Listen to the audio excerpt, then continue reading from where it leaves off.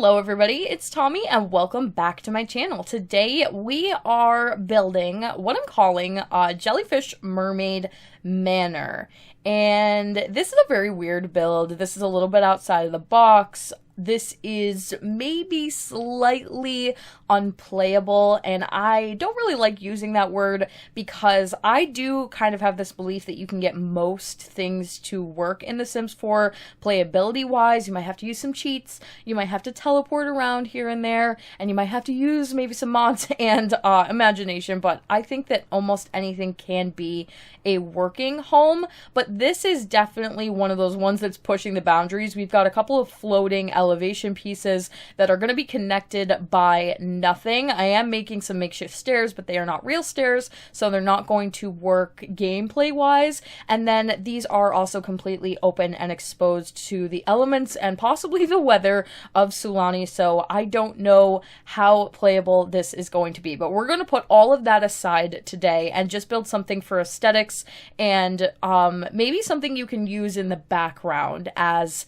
screenshots or images or, you know, story play elements and things like that. So this is just a fun, unique build for mermaids. And I found this image off of Pinterest when I was looking for inspiration to do some mermaid themed homes.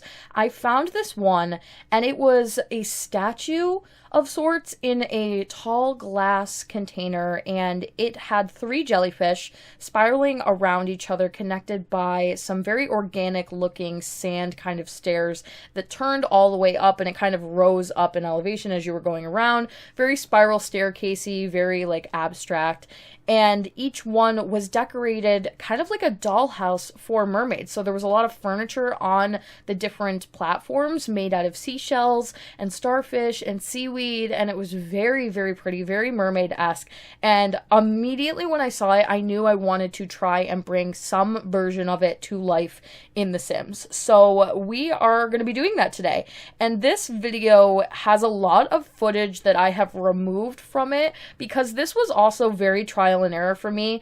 This was a lot about me trying to think of new ways to do some of the ideas that I was seeing, and I do that a lot, but I think even more so in this particular build, there were a lot of things I was seeing in the actual statue that I knew I just wasn't going to be able to accomplish in this build, so I had to stop and think about it and really plan this out and think about how can I use the seashells in different ways and what other items can I use in place of things. So there is going to be somewhat a lot of jumping around, or maybe some of the more tedious things have been removed from the video, such as these seashell stairs. So right now they're floating. Later on in the video we're going to connect them to the ground in a somewhat unique way that I thought of very last second.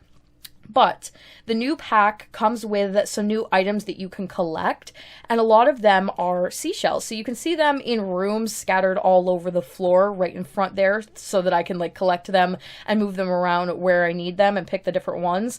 And my understanding is that there's no way to successfully obtain those items unless you actually go through the game, play everything, and collect everything the legit way. However, people do upload collections to the gallery for you to download, and then you can just copy and paste them from there. But what that means is that I had to download the same room over and over and over and over again to get all of the different seashells. Especially, you can see that I've done like varying colors, so I went back and forth between the pink and the orange seashells to do the spiral staircase and the little entranceway in the walk right in there in the front. And so that is one room per 2 shells, because each room only had both colors of every version of shell. So every time I needed more than 2, I had to re-download the room, and I just kind of put those off to the side. But we are going to get rid of those in at the end of the video, and I do end up using a bunch more seashells. So that was a little bit of a daunting task. Also sizing them up properly, moving them up, making them evenly spaced so that we could get that really naturally flowing spiral staircase. And I did think about maybe leaving everything floating, because ideally this would have been built underwater, because these are jellyfish. The domes of the roof are supposed to be like the main head, and then you've got the alien organic plants from Debug coming out underneath, and some of those lanterns that I've used to give that general jellyfish shape. And it would have been awesome if I could have actually done this underwater. And immediately when we got Island Living, I don't know why, but I kind of assumed we would be able to build underwater, because you used to, I think, and I don't know this for a fact because I didn't own The Sims 3 Island Paradise, is that what it was called? But I think you could explore underwater. I don't know if you could build underwater as far as doing like mermaid houses, but I was hoping that this was going to be the pack that would introduce something very unique like that, and unfortunately that's not the case. So in my head, I just pretended like we were underwater, but the more that I looked at it, the more I did want to find a way to ground it a little bit better and have everything not be floating. So the first problem was figuring out how I was going to make the platforms not floating, but not take away from anything that I still liked that very airy feeling. And these pom-pom poof pieces are from Movie Hangout Stuff, and they come in a white color swatch. I was trying to stick to a very white and blue chromatic color scheme. I do plan on doing like a more colorful mermaid mansion house type of thing later on, but I wanted this to play into the whites and the blues a little bit more. So I did pick the white, and then I realized that if you size them up and down and lay them very carefully on top of one another, they look like those long, twisty seashells. So I decided to do that under each of the different platforms. It's really only recognizable in its full entirety under the very tall one, because you get that full shell effect all the way down into the water. But I did put all of them in all of the different platforms. And I think if you download this lot, you'll notice a lot of little details like that, that the more that I was looking at it, I was like, okay, I can add a seashell here, I can do this, I can do that. And there's little things that you don't really need it, and a lot of people maybe won't notice it. They'll just take one really quick glance and be like, oh, this is pretty, and put it in their game. But there's a lot of really little tiny details on this lot, and a lot of little seashells here and there. So I thought about a lot of that kind of stuff and just trying to make it very, very organic, very, I'm not sure what the right word is to use for it, but I wanted it to be detailed. So we also got these new archways from Island Living. And again, they come in this beautiful white color swatch. They are these beautiful tropical leaves that have flowers hanging down underneath them, and I could just imagine a mermaid coming up and swimming up along the trail of seashells and going underneath the archways, and that helped me give that more organic look to it without being able to play with the terrain, which was a little bit of a problem, again, because when we first got the pack, I just assumed that I would be able to either now add my own ocean water to lots, or that we would still be able to use terrain manipulation, and you can't use terrain manipulation on any of the lots that are half water in the game. So I had to find different ways to make it look like it was elevated, organic, and flowy like that, and still keep that water element rather than just doing the whole thing on dry land. Definitely would have been a big no-no. I wanted it to be completely in the ocean. So this is, I believe, the biggest lot in Sulani that has half water on it. So it was the only lot I could really use, and I had to make it work. You guys also got to miss me trying to move this lot to many other lots in Sulani, trying to figure out maybe if I could get it to work on a different one, or I would have liked a little more space. But like I said, this is the largest one, so I really had to stick with it. And I think after a while getting the hang of everything, I ended up pulling it all together in a way that I liked a lot better. And the backdrop of all of those lights, and I believe those lights are from City Living, but I don't know, is very Little Mermaid-esque, and I believe I've seen somebody build Little Mermaid's castle, her actual one underwater, with those lights, and it looked beautiful. So immediately when I saw those, I was like, they're bright, they're white, they're very seashell looking, and they have that pearlescent look to them. So I wanted to build some kind of a backdrop structure, make this a very mansion-esque type of place to be, and close it in a little bit more. So it wasn't just 3 platforms. It has like this backdrop that really closes it in and makes it more of like a mansion. I was at this point picturing a couple of like mermaid princesses living here, and so I wanted to have that very grand feel, very protected, very closed off from the rest of the sea, theoretically.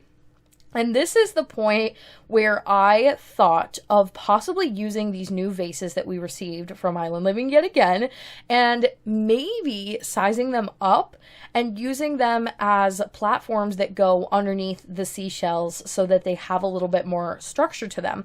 And it was a very difficult task sizing everything up. I was a little bit worried the larger I got with them, how it wasn't going to work out well and they were going to close in too close together, maybe not look so great.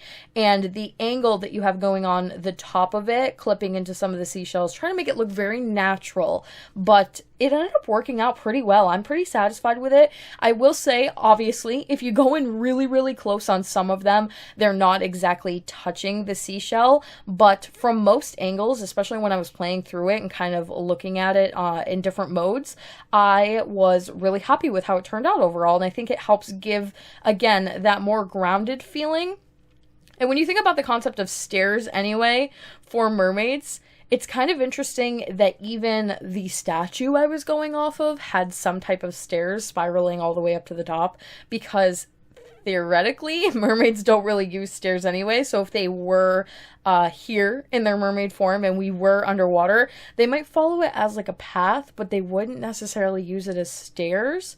But I was trying to think of it, you know, if we could find a way to make this fully playable, I would want the seashells connected to the ground and give that a little bit more grounded feel to it and bring all of that together. So from that point, it was actually just about decorating and trying to get it to, again, look as grand as I possibly could get it to look. So we've got quite a few really pretty decorative items in Island Living. I'm using a lot of the seashells sized up like crazy all over the place. And then I went through debug mode and just like the regular search mode and looked for anything that was white. And I found a lot of very whimsical pieces. We have the one statue that's turning and I put that in the center and it has the little pearls on it. Again, anything pearly, anything kind of pretty on the lighter side, whites. I recently saw a very beautiful, stunning, jaw-dropping, amazing mermaid mansion build where they had used a lot of these archways from these white leaves to make circular structures and use them as like roofs for their mermaid mansion. And it was so beautiful, I couldn't get it out of my head, and so I did end up kind of borrowing the idea and using it a little bit less so, but smaller in the bottoms of the archways to, you know, give a little bit more detail to the build and bring some royalty, some grandiose to it a little bit more. And that is pretty much going to be the end of the build. We used a lot of debug, a lot of stuff like that, but the actual furnishing is not included. I'm so sorry. You're gonna have to check it out on the gallery. I lost some footage yet again. I'm very sorry. But that is my Jellyfish Mermaid Manor. Thank you guys all so much for watching. Let me know if you'd like to see more things like this. Comment down below. And don't forget to like and subscribe. Hit that little bell icon below to turn on post notifications so you can get updated every single time I post. And I will talk to you all in the next one.